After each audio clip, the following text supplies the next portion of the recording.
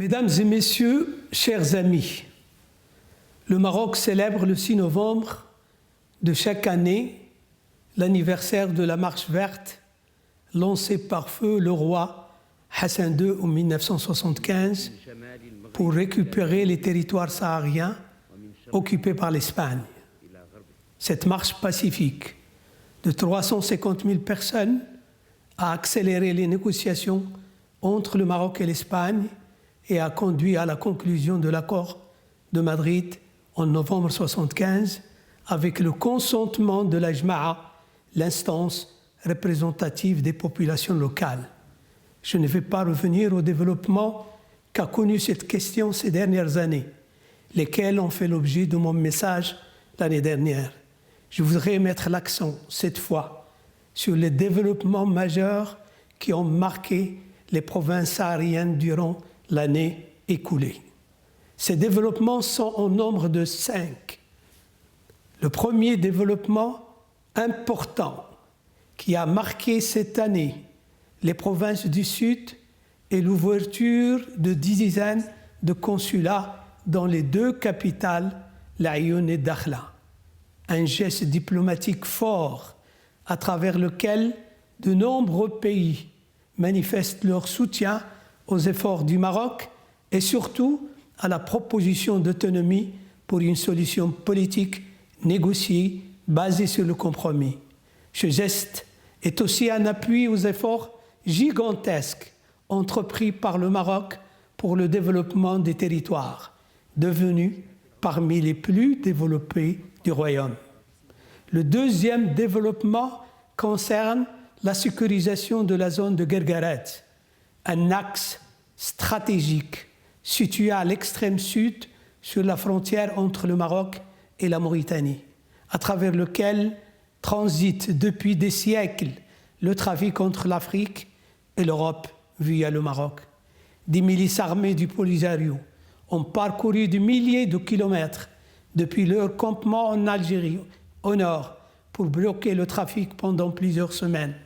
Les appels des Nations Unies et les tentatives du Maroc pour lever le blocus préjudiciable à l'économie de plusieurs pays africains n'ont pas été entendus par les milices et leurs protecteurs.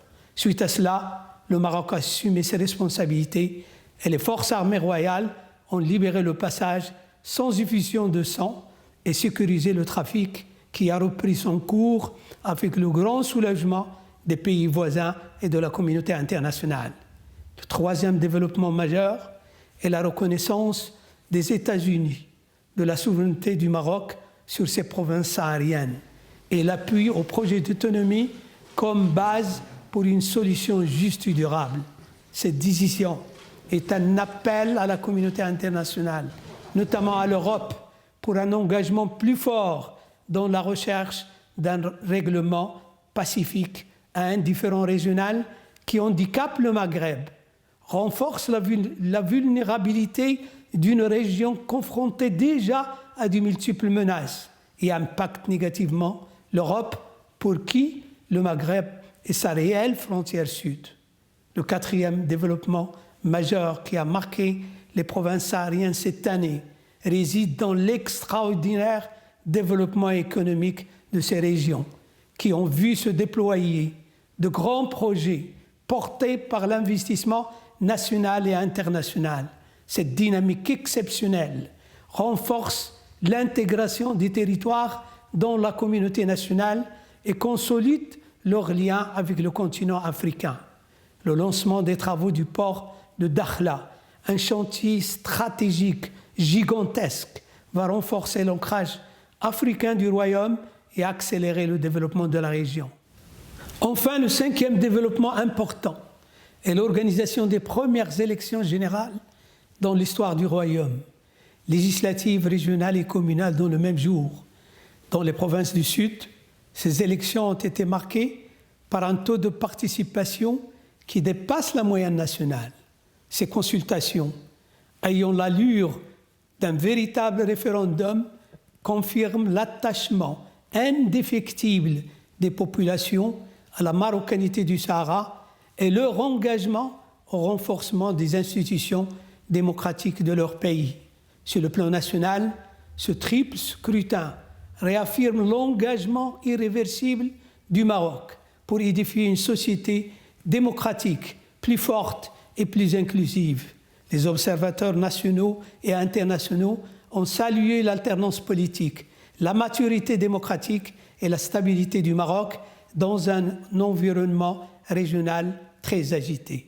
Mesdames et messieurs, chers amis, les 5 développements majeurs que je viens d'évoquer confirment la dynamique à l'œuvre dans les provinces sahariennes du Royaume depuis leur retour à la mère patrie en 1975.